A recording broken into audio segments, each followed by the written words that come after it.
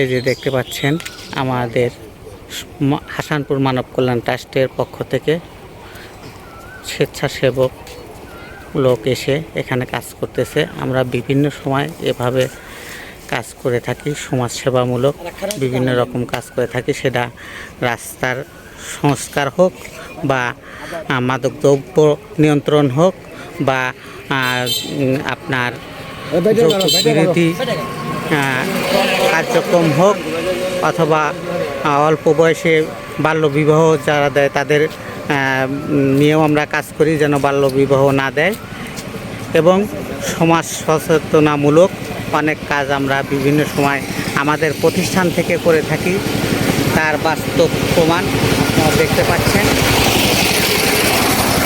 এখন রাস্তার ধারে হাটিকুমরুল ইউনিয়ন হাসানপুর গ্রাম পূর্বপাড়া ইসমাইল হোসেনের বাড়ির নিকটে রাস্তা ভেঙে গেছে।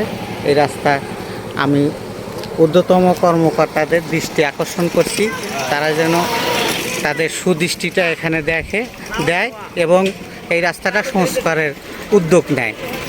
সবাই ভালো থাকবেন। আসসালামু আলাইকুম।